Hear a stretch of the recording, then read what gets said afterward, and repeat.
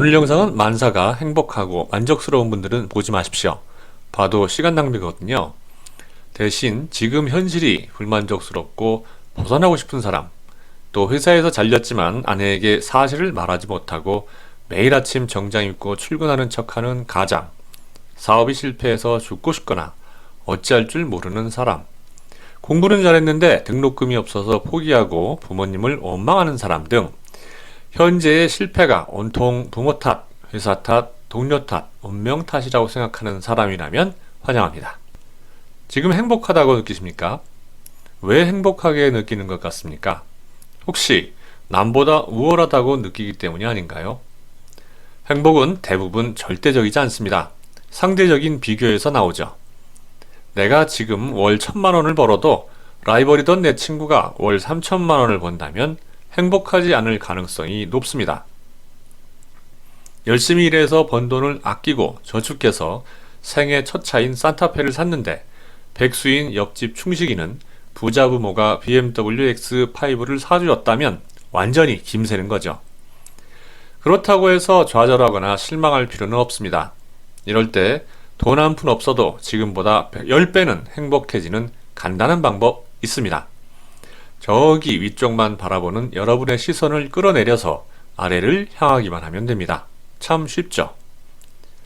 여러분이 최악이라고 생각하는 지금 상황은 최소한 밥이라도 먹고 기본적인 의식주는 해결할 수 있는 수준입니다. 그런데 조금만 멀리 보면 이 정도는 아무것도 아닌 상황이 수두룩하죠. 올해 초 공중파 다큐멘터리에서 아프리카 아이들의 생활을 소개하는 프로그램을 봤습니다. 세 남매가 황무지에서 부모도 없이 살고 있더군요. 세 아이들이 자는 집은 흙바닥이고 지붕도 벽도 없었습니다. 비가 오면 비를 맞고 바람이 불면 바람을 맞고 자는 거죠. 또래의 한국 아이들은 당연히 가는 학교는 꿈도 못 꿉니다. 그런데 이곳은 이게 일상입니다. 다들 똑같으니까요.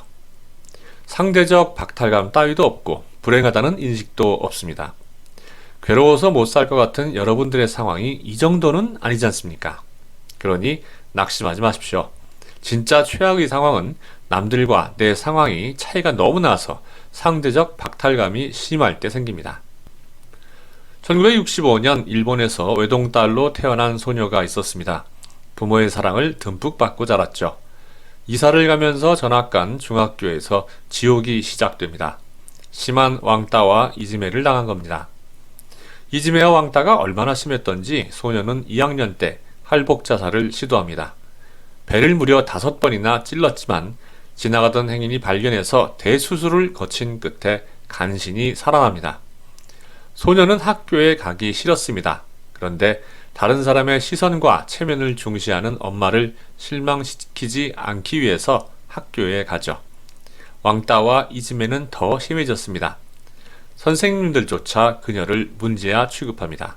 그녀는 자포자기의 심정으로 가출해서 비행 청소년들과 어울립니다.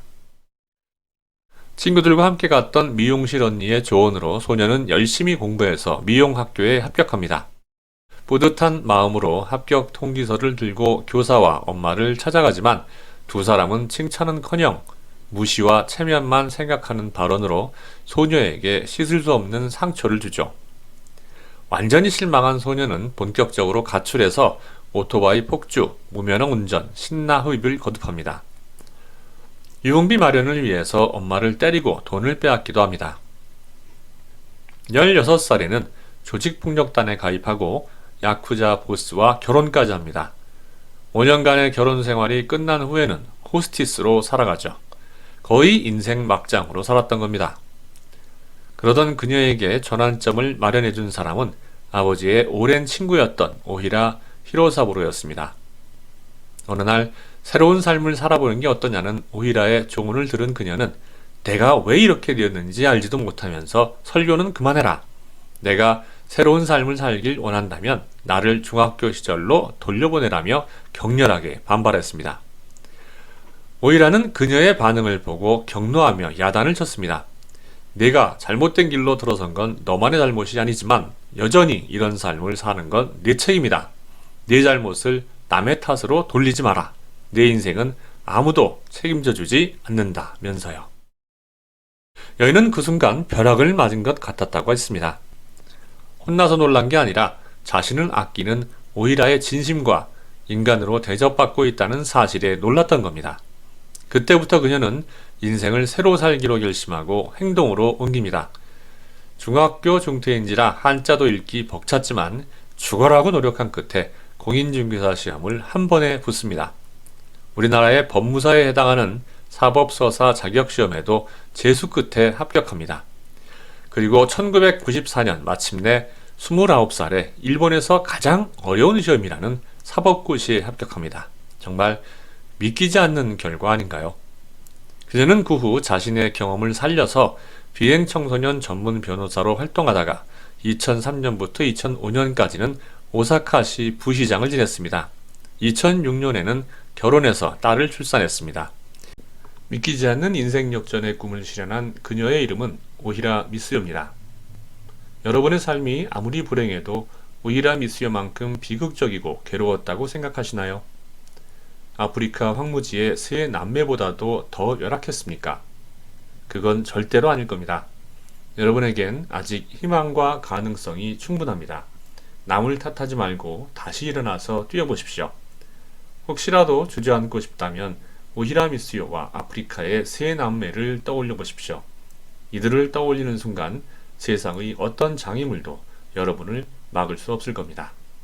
이상 정글북의 마인드 오프너였습니다.